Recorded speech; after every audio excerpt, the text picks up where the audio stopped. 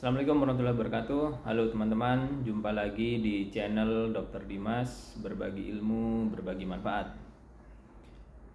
Pada kesempatan kali ini saya akan bercerita tentang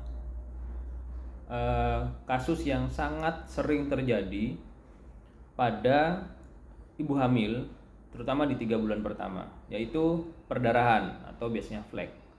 Kira-kira apa sih penyebabnya? Kenapa kok ibu-ibu hamil itu di 3 bulan awal itu sering terjadi perdarahan?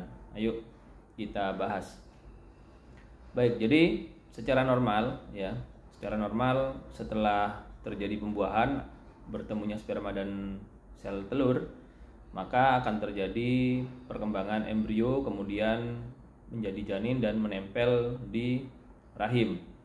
Proses penempelan rahim bila tidak terjadi masalah biasanya akan terjadi di bagian puncak rahim atau di bagian tubuh badan rahim, dan itu adalah proses penempelan yang normal yang sangat memungkinkan untuk berkembangnya janin hingga mencapai usia yang cukup bulan. Namun pada beberapa kejadian akan terjadi masalah. Proses pembuahan itu kan telur ketemu sperma kemudian menjadi janin, itu kalau sesuai proses perkembangan embrio normal. Namun pada beberapa kasus proses ini tidak terjadi seperti yang diharapkan, ya. Bisa terjadi kelainan perkembangan janinnya, bisa juga terjadi kelainan letak implantasinya atau penempelannya, atau bisa juga terjadi terjadinya bukan bukan janin begitu ya, tapi berupa buah kehamilan yang lain, bukan embrio, bukan janin. Nah, itu 3 hal itu yang paling sering menjadi penyebab perdarahan di awal kehamilan. Jadi yang pertama adalah keguguran, ya. Keguguran ini penyebabnya banyak. Bisa karena sejak awal perkembangan janin itu jelek, sehingga dia ada masalah genetik, masalah bawaan, sehingga dia tidak bisa dipertahankan sebagai kehamilan normal dan respon tubuh adalah berusaha untuk mengeluarkannya. Nah, itu yang pertama. Dan salah satu penyebab lainnya juga kehamilan kosong, ya. Kehamilan kosong itu ada kantongnya tapi tidak ada janinnya. Dan ini dalam waktu 3 bulan pertama biasanya respon tubuh itu juga seolah-olah itu menolak begitu ya, dalam tanda kutip menolak, dan berusaha untuk dikeluarkan sehingga muncul perdarahan. Tuh. Kemudian yang kedua, bisa juga terjadi kehamilan di luar kandungan, ya.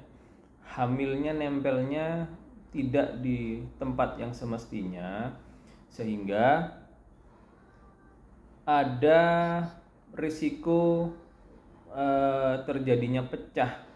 Misalnya dia nempelnya di saluran begitu ya, saluran telur, kemudian dia membesar dan pecah, dan ini yang bisa mengancam nyawa, karena pecahnya kantong kehamilan tadi itu bisa menyebabkan perdarahan di dalam perut ibu, dan ini mengancam nyawa ibu tentu. Yang ketiga, perdarahan yang juga sering dialami itu salah satunya adalah hamil anggur, ya. Jadi hamil terjadi pembuahan namun tidak menjadi janin, tapi berproses menjadi gelembung-gelembung, namanya gelembung mola, atau kita sebut biasanya mola hidatidosa. Bahasa awam yang sering digunakan adalah hamil anggur. Hamil anggur ini tentu tidak bisa dipertahankan, tidak bisa diharap-harap untuk menjadi janin, itu tidak memungkinkan. Jadi satu-satunya cara untuk melakukan pengobatan adalah ya dikuret atau dikerok, ya, sehingga gelembung-gelembung mola tadi itu bisa dievakuasi. Nah, kira-kira apa sih penyebabnya kok bisa terjadi keguguran, kok bisa terjadi hamil di luar kandungan, kok bisa terjadi hamil anggur? Secara teori memang ada beberapa faktor risiko yang bisa meningkatkan risiko terjadinya masalah-masalah tadi. Misalnya hamil pada usia yang sudah cukup tua, tentu kualitas telur, kualitas sperma itu juga akan mempengaruhi ya. Dan ini tidak bisa kita prediksi begitu ya, apakah bisa ditebak kehamilan keberapa, atau apakah bisa dipastikan ini akan terjadi kehamilan normal atau enggak, itu tidak bisa ya. Tapi yang jelas angka kejadian pada ibu yang hamil pada usia tua itu memang lebih tinggi angka kejadian masalah-masalah seperti abortus, kehamilan di luar kandungan, ataupun hamil anggur ya. Kemudian yang kedua, ada riwayat operasi atau pembedahan pada yang sebelumnya, misalnya bekas operasi miom gitu ya, bekas operasi miom kemudian dilakukan pengirisan, itu meningkatkan risiko terjadinya masalah pada implantasi janin, dan juga bisa berisiko perdarahan ya. Kemudian yang berikutnya juga ada faktor genetik ya, ada faktor kerentanan genetik yang ini yang paling sering sebenarnya terjadi, bahwa setiap orang itu memiliki kecenderungan terhadap suatu penyakit tertentu, dan itu sifatnya individual, genetik yang kita tidak bisa prediksi, kita juga tidak bisa melakukan screening terhadap itu, dan itu biasanya terjadi secara spontan, secara tiba-tiba. Mungkin bahasa gampangnya apes-apesan gitu ya. Dan itu bisa terjadi di setiap perempuan yang hamil, yang kita tidak, sampai sekarang belum ada alat untuk mendeteksi apakah dengan melakukan pemeriksaan lab ini bisa dicegah untuk terjadinya kehamilan anggur, misalnya, itu sampai saat ini tidak bisa. Kemudian ada juga flek yang mungkin ini justru yang paling banyak ya, sering berulang tapi tidak ada masalah pada janinnya atau pada bayinya ya. Nah, ini biasanya terjadi pada saat implantasi, pada saat penempelan ya. Jadi embrio itu kan jalan kemudian nempel. Nah, proses penempelan ini dia mengerok gitu ya, mengerok endometrium, mengerok rahim, dan kerokannya ini kadang-kadang menimbulkan flek yang bisa tampak dari kemaluan begitu ya. Dan itu tidak perlu diapa-apakan, cukup dengan istirahat. Kalau ada nyeri bisa dibantu dengan menggunakan anti nyeri, dan biasanya akan membaik sendiri. Dan jangan lupakan juga riwayat trauma pada ibu, misalnya jatuh, terpleset ya, kadang-kadang ada goncangan, itu juga menimbulkan perdarahan yang bisa muncul ya. Dan biasanya sifatnya sih sementara saja, cukup dengan istirahat, kemudian pengobatan analgetik anti nyeri gitu bisa membantu mengurangi. Atau misalnya riwayat pasca hubungan gitu ya, kadang-kadang pada saat 3 bulan pertama kemudian berhubungan dengan suami, itu ada resiko terjadinya perdarahan ya. Kemudian terlalu lelah misalnya ya, konturator terlalu lelah, terlalu capek bekerja, kemudian berdiri lama dan sebagainya, itu juga bisa menyebabkan kram di perut bawah, yang menyebabkan ada bagian-bagian yang menempel tadi sedikit terlepas dan menimbulkan perdarahan. Tentu kalau yang ringan-ringan begini tidak perlu tindakan khusus, biasanya oleh dokter kandungan diberi obat preparat progesteron penguat kandungan dan diminta untuk istirahat, dan biasanya diminta kontrol untuk 2 minggu atau 1 bulan berikutnya.